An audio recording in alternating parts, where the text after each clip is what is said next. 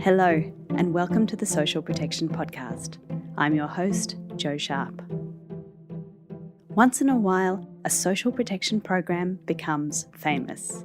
These programs somehow become part of the popular imagery, serving as an international reference of what to do or not to do. These flagship programs have been researched and evaluated thoroughly for many years. But while you may know their main features and the headline facts, you're probably less familiar with the disagreement, compromise and evolution that has made them what they are today. In this episode, we bring you the stories behind Brazil's Bolsa Familia, a conditional cash transfer program, or CCT, established in 2003, that has served as a template for many similar programs in other countries. We'll speak with the designers and implementers who have worked on Bolsa Familia throughout its 18-year history about the design choices they disputed and the hard-won lessons they learned.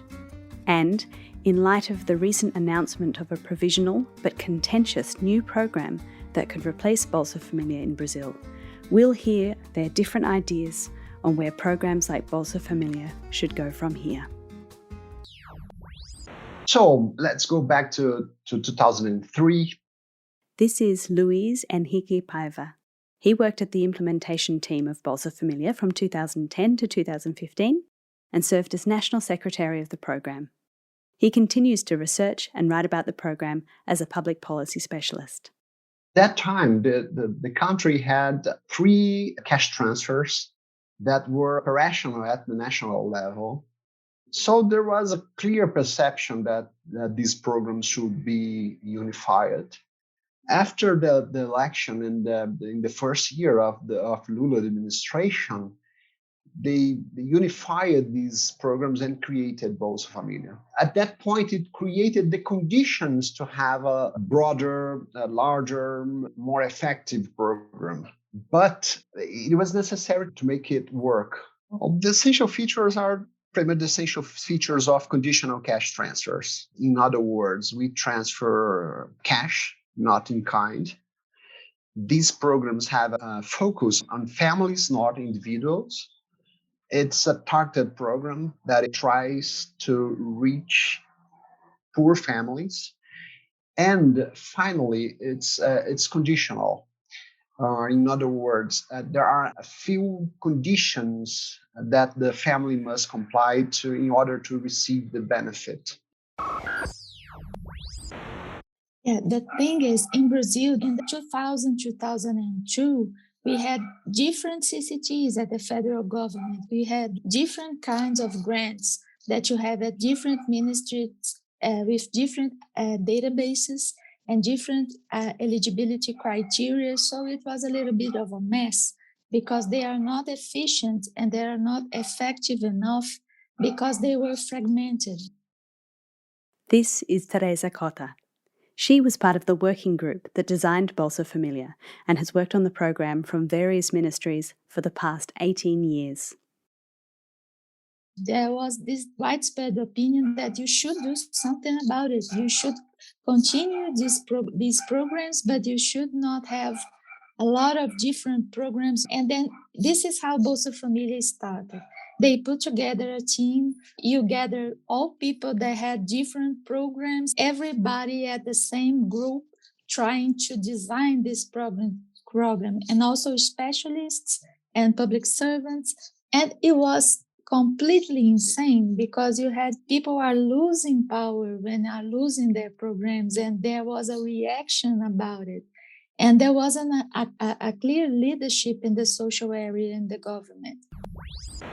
The whole change in the mindset was that during the first Fernando Henrique presidency, I think the people, the ministers were engaged in the idea that poverty was such a complicated issue, requires a very comprehensive approach and very complex things and so on.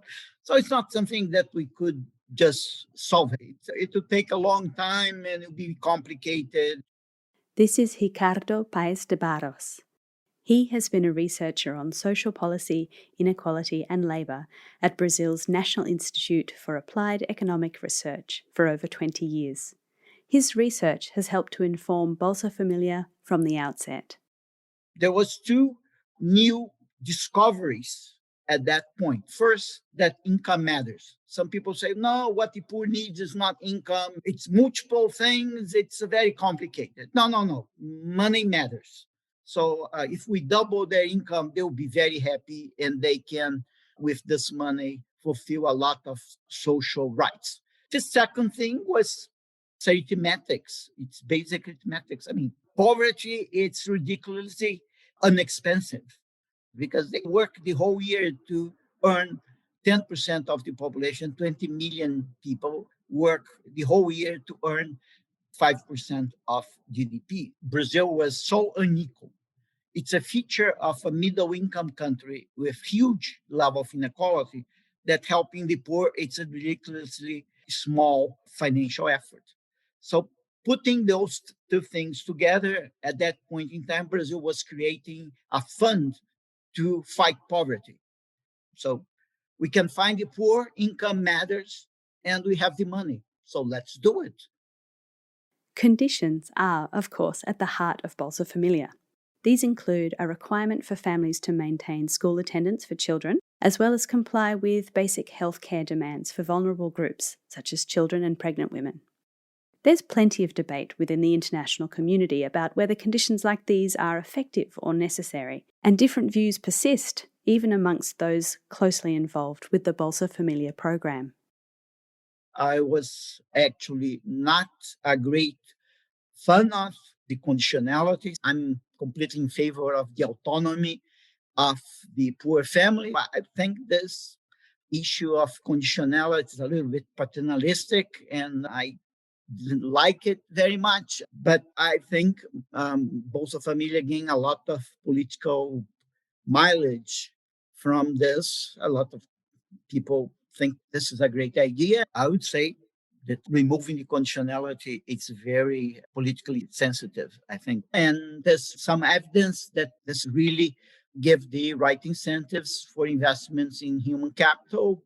I agree on that, but there is a loss of liberty, of choice. And I'm not saying that it's not effective. I'm just would prefer a worse program just because I think this would give more protagonism and autonomy to people. And I think this is good, and I would pay a price for that. But I agree, it's more efficient if we do it in a conditional way. I remember being very mad when I was at the design group because I really thought that we should have an unconditional cash transfer program back then. And I thought the idea of deserving your transfer, I was infuriated by this idea. Back then, you do not have conditions to have an unconditional cash transfers because people had this idea that the poor people should deserve what they were receiving. So they think conditionality is about sticks and carrots. And this is not really how conditionalities in Bolsa Familia work, but it was the feeling at the time. So you also had to work a lot on conditionalities in order to regulate them, in order to make the arrangements with the ministries of education and health for conditionalities to work. Bolsa Familia works because it didn't try to do everything by itself. It works because it tries to work with the municipalities, and it works because it tries to follow conditionalities using the networks that are already there. The idea about conditionalities, it's something very punitive. So if families don't comply, if families don't send kids to the school, you should cut their benefits as soon as possible in order to create a strong incentive for them to, a negative, but incentive anyway, for them to come back to school, etc. And later on, at least from the perspective of the people that were working on the program, conditionalities are a bit ineffective, actually, because if families are not sending kids to the school, probably there is something very wrong with the family. And we should get to them with social assistance teams to check what is going on and to try to help them. Cutting benefits is something that is not going to help at all. And to a certain point, without making any great or perceptible change in the legislation, we changed the way conditionalities were implemented and adopted a softer version of it. So for families to have their benefits cut, there are a series of warnings. First, they receive a letters. Later on, they have their benefits cut for 1 month, but they can withdraw the benefits in the next month, etc. Our idea is never lose contact with the family. Because if you cut the benefit and lose contact with the family, it's at the worst possible situation. Monitoring compliance to conditionalities can be difficult and expensive. Programs may not have the real capacity to properly check whether people are meeting their obligations, let alone follow up with solutions. When countries have strong bureaucratic difficulties to monitor conditionality, and they want to have a sort of conditional cash transfer, they should unlabel it as conditional and remember the family that they should take their kids to school, they should go to see doctors in a regular basis. But I mean, leave it as a label. Don't spend too much time trying to control families. Label it, and probably the label will have some impact because you were emphasizing how important education and health services are, and that they have the right to education and the right to health services. So only labeling is relevant. Looking back, I think Bolsa Familia has transformed a very dangerous thought about the sticks and carrots of the CCT model. I think Bolsa Familia has made it in a different way, and it was very positive for the families that are in the program. This is not to punish the families that did not comply with conditionalities. The idea was to identify how many families are not being able to comply and to send their kids to school, to keep with the health agenda of the children, and then to make possible to offer these services to them. Right now, I look back and I think I was wrong. Really, what's nice, because we did it in a very intelligent way, in a way that favors the families. Bolsa Familia is a poverty-targeted program. In its original design, local governments and municipalities were responsible for applying means tests to determine who was poorest, with beneficiary data stored in Brazil's single registry, or Cadastro Único. Poverty targeting is a common approach in social protection, one way to ration benefits to manage costs. But, as the case of Bolsa Familia demonstrates, it isn't straightforward.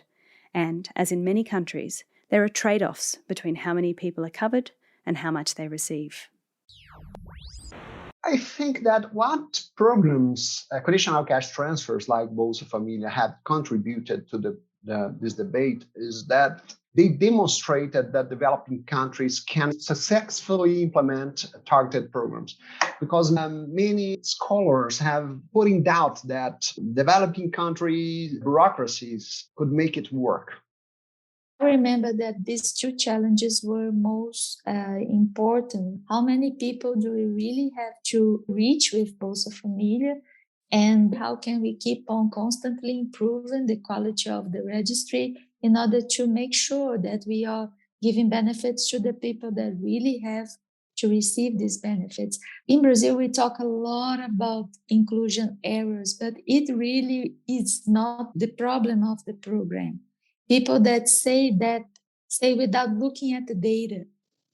This is very sad to say, but it's true, because even back then, we already had a very satisfactory level of focalization, as we call in Brazil, because the program expanded its coverage without losing focus, even working with self-declared income. So people really cannot accept that people are going to self-declare their income and that we have to check this declaration afterwards. After that, with Brasilia Without Extreme Poverty Plan, the idea was to reach the people that the problem could not reach because they were not covered by the social assistance network. They do not have access to information, and they live in very faraway places from the central government. So the priority after this period was really to focus on the exclusion areas.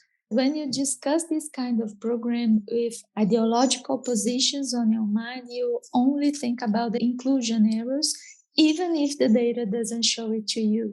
So I think it's a bias when you analyze this kind of program. It has to do with your vision of social protection and which kind of society do you want to have, and what's the role of the state, and what if the state can offer protection to people that cannot provide for themselves through the market or through the families. But should we adopt targeted programs or should we go for a more universal approach? This is a completely different question, and I'm not very sure that Bolsa Familia has given a permanent answer. I have to say that I don't believe that a typical universal approach would be feasible, and not only for developing countries, but also for developed countries, actually. Keep telling the government that we need a program that benefits fewer people and give a better benefit. We need a larger benefit for fewer people. We are dispersing too much of our resources around too many people. But every time I talk to the government about giving benefits to fewer people, they say, oh, no, let's talk about something else. There was a lot of controversy in Brazil about how many poor and extreme poor people do you really have? Because we do not have an official poverty line. From the beginning, we knew that eligibility lines of Bolsa Familia were very low because they were defined at the minimum level. The amount of budget that is going to be allocated in the program is decided by the government in place. And the consequence of this, that this is a discretionary policy, this is a big problem in the Bolsa Familia. Because right now you have an eligibility lines that are very low. The value of this line is compared to very low income countries. This is ridiculous. We should have made the program as a right, not as a discretionary program that any government should give. So I think our biggest mistake was not to be able to negotiate a mechanism to periodically update the value of the eligibility lines and the values of the benefits. Because right now, the governments do whatever they want to Bolsa Familia program. Programs like Bolsa Familia, along with programs like Mexico's Progresa, established a kind of template for conditional cash transfers that have been adapted in many countries. So why has it been so influential? It makes the obvious point that everybody in the world can fight extreme poverty in a very effective way. It makes clear that money matters, and a little bit of money in the hands of the poor, it's a good idea, which is obvious. So every country can do that to some extent. But also, Brazil was able to implement this. It's a very simple idea, but can it be done? Can we really find the poor and give them the money? So actually, I think Brazil was an example of a gigantic country that could do it in a very large scale. People here in Brazil started demonstrating that the program had a very good impact on poverty reduction. Let me just qualify this last statement because it's got a very good impact considering its budget. But these programs have a quite limited budget. Bolsa Familia costs 0.4% of GDP. It's a very low cost program. So no one can believe that we are going to eradicate poverty, spend 0.5% of GDP. It's not going to work. So nowadays we can say that extreme poverty would be like 1/3 larger than it is today. without the Bolsa Familia program. I mean, it's massive when you consider that it costs 0.54% of GDP. It's a very little cost compared to the impact. But even so, it's a limited impact. A little bit mixed with the idea that poverty in Brazil was going down by so much that people may have the wrong feeling that was because of Bolsa Familia. I mean, the reduction in poverty and extreme poverty during Lula and President Dilma administration was enormous, was gigantic. But just a small part of that was Bolsa Familia. Most of the decline in poverty was productive inclusion. And that's not recognized all over the world. We declined extreme poverty at a rate that was 4 times faster than the Millennium Development Goals. So it was very fast. But only 1/4 of that was actually Bolsa Familia. And Bolsa Familia cannot really keep going and reducing in a dynamic way. Well, there's a tendency for us to believe that our relevance is actually larger than it is. Cash transfers have been in place before Bolsa Familia, and conditionalities were also in place in not in exactly the same kind of program. I believe everything, and it's a process. And so we are not parents of these, what is going on in 70 countries. It's a process. Every country adds to this new social protection. But we had a lot that we should be learning from these new experiences and actually trying to improve and to think about the next steps instead of being here and say, oh, how good we are. Like established social protection programs all over the world, Bolsa Familia was pressed into service to respond to the economic impacts of COVID-19. At the same time, the government also established Auxílio Emergencial, an emergency aid program. It provided temporary cash transfers to 28 million informal and low-income workers. I truly believe that the Brazilian experience with Bolsa Familia and the Cadastro Único was essential for the country to give a rapid and effective response to COVID-19. So if it was possible to reach families that were not exactly poor or vulnerable, but that had been hit by the crisis, it has to do with the fact that we've been working for almost 20 years with the Bolsa Familia program and with the Cadastro Único. I believe that Auxílio Emergencial gave us a lot of lessons. First lesson is that it's massive. It would cost, if we adopted it permanently, like 7% of GDP. Keep in mind that Bolsa Familia costs 0.4%. Obviously, it's not, affordable. But it's very difficult for any government to go back to Bolsa Familia. For Bolsa Familia has a budget, and we have to limit the number of families based on the budget. All the other programs in our social protection, you have to adapt the budget to the number of beneficiaries. And Bolsa Familia is the only one that we have to adapt the number of beneficiaries due to the budget. And Auxílio Emergencial didn't have this limit of budget as well. So I think that Auxílio Emergencial pushed us towards a more rights-based approach. As we were preparing this episode, the government of Brazil announced a new provisional program that could replace Bolsa Familia, the Auxílio Brasil program. This new program will reportedly reach more families, 16 million compared with Bolsa Familia's 14.6 million, and increase the basic benefit by up to 50%. But it also comes with more contentious features. The proposed design introduces additional payments for children, rewarding academic and athletic achievement, or for adults who enter formal sector employment. Formalising this program will require approval from both the Congress and the Senate to become permanent, and the details remain to be seen.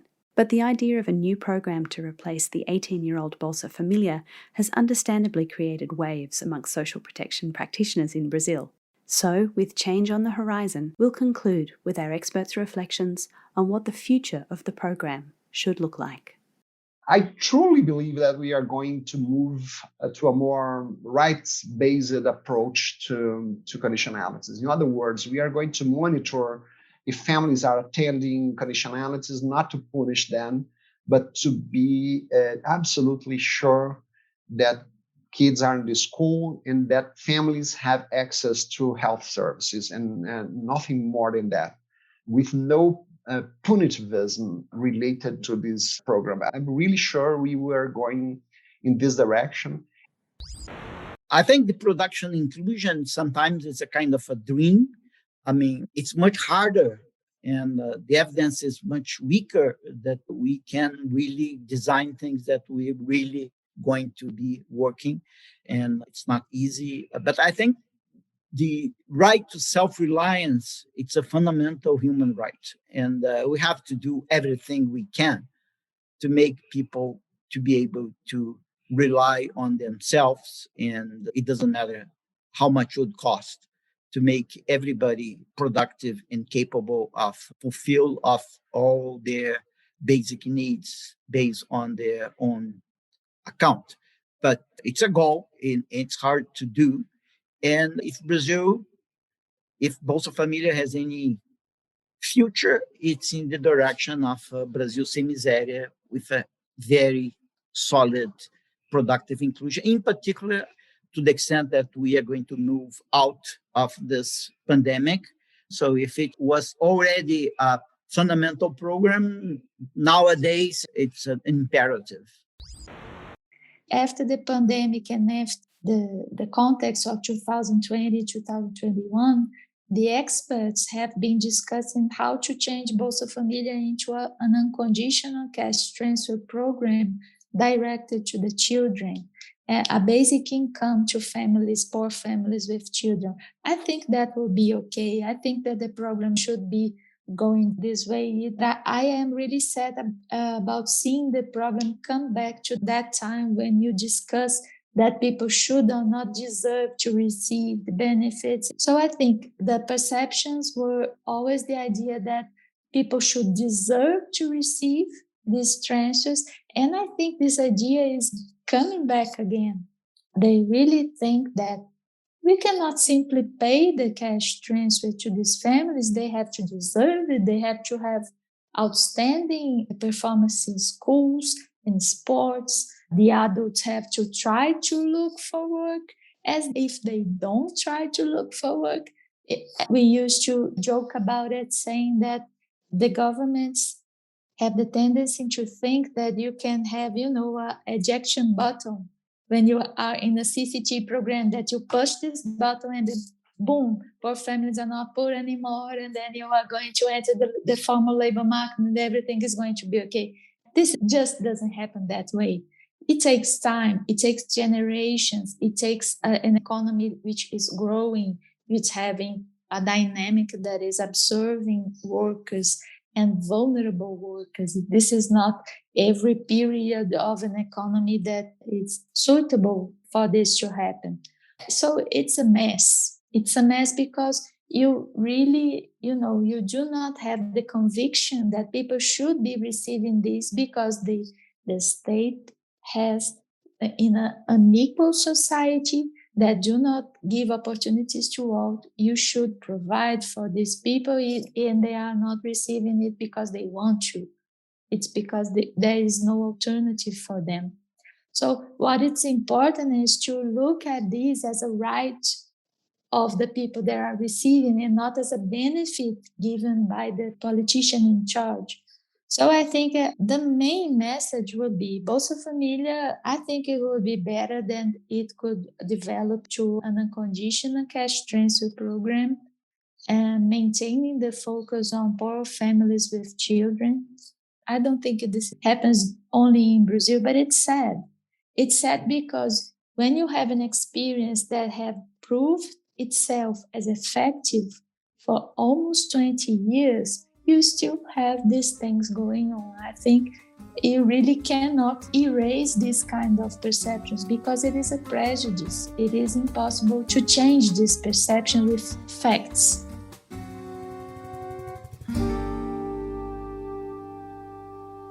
Thanks to Teresa, Luis, and Ricardo for their insights. If you're interested in learning more about Bolsa Familia, please check the additional resources in the show notes.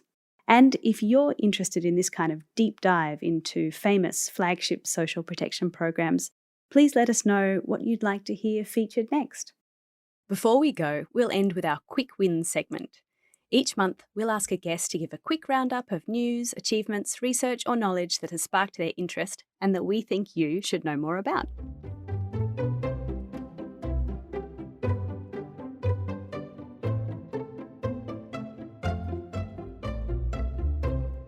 This week we have with us Fabio Vieres Soares, who is a research coordinator at the International Policy Centre for Inclusive Growth and the Institute for Applied Economic Research in Brazil. He has worked on the impact evaluations of cash transfers and other social programs in many countries, including naturally in Brazil. Welcome, Fabio. Thank you, Jo. So continuing on from our main interview for this episode, you've brought with you a paper on the impacts of Bolsa Familia on formal employment. Yes, it's a paper that has been published in June 2021. The paper is called Cash Transfers and Formal Labor Markets, Evidence from Brazil. It's written by François Gerard from the Queen Mary University of London, Joanna Naitomi from the London School of Economics, and Joanna Silva from the World Bank. So basically, they use a natural experiment to identify the impact of the 2009 Bolsa Familia expansion on local formal employment and other indicators of local economy activity, such as municipal GDP and tax paid in the municipality. They actually compare how, after the reform, the number of formal sector workers has increased or decreased. And what they find is that compared to the bottom 50% of the municipalities in terms of the expansion, the top 50% actually saw an increase of 2% of total formal employment. Total payroll for private sector employees also increased by 1.7% after the reform, after the expansion of Bolsa Familia, implying that the formal employment effect was actually concentrated among lower paid occupations. The authors also show that the increase was totally driven by low-skilled jobs, and that the relative increase was similar to both men and women, but that there was larger effects for Black and mixed-race population. They also showed that the increase was not concentrated among Bolsa Familia beneficiaries. Actually, it was concentrated on non-beneficiaries. But it's important to bear in mind that these results could be due to either formalization of informal jobs or new formal jobs. But in any case, the results seem to have led to increase in local economy activity. Thanks, Fabio. That's really interesting. And so how does that contrast with the findings of the second paper that you've brought on the effects of a family allowance in Uruguay? Yeah, talking about these potential negative effects on formal labor supply, there is also an interesting paper that came out this year in the Journal of Public Economics, written by Marcelo Bergo and Guillermo Cruzes, that look at a similar program, a family allowance in Uruguay, and they do find that there is a disincentive to formalization around the eligibility cutoff point. Beneficiaries that are at the margin of the eligibility may not accept a formal job because they fear that they can lose the benefit. And that impact is much larger for women, especially those who are mothers, than men. This result, for example, is in contrast with a paper by Ana de Holanda Barbosa and Carlos Henrique Corcel from the Institute for Applied Economic Research in Brazil that didn't find any impacts on labor reallocation between formal and informal sector, even looking at hours for the case of Bolsa Familia in Brazil. So potential negative effects on labor supply or formalization has been at the core of many of the debates on how the design of these programs should change to avoid them. And some of the suggestions have been actually that we need to complement these means-tested cash transfers with active labor market policies. And recently now, with the reform of Bolsa Familia that has just been presented by the government, there are some suggestions that potential beneficiaries that accept a formal job, they can be paid a lump sum to incentivize them to get the formal job. There is also people who advocate for a better design in terms of when you design the exit rules from this program, you should not take away all the benefits. So it should be a smooth decrease in the benefits so that beneficiaries wouldn't change the behavior and reject a formal sector job, for example, for fear of losing the benefits. And also there are others that advocate for universal social transfer as the only way to avoid this type of negative effects. So for example, many people in Latin America now call for the CCTs to be transformed in sort of a universal child benefit that would not trigger any negative behavioral response in terms of labor market participation. But I think that the bottom line here is that actually, even if there are negative effects on formal labor supply, the multiplier effects that are generated by these cash transfers in the local economy actually dominates these negative effects. And also they show that it's basically low-skilled workers that are going to be benefits of the formalization of the jobs or the generation of new formal jobs. And as you say, will be very interesting to consider as Brazil is thinking about the design of the new Auxílio Brasil program and what the next steps are for social protection. Thank you, Fabio, for your time today. Thank you.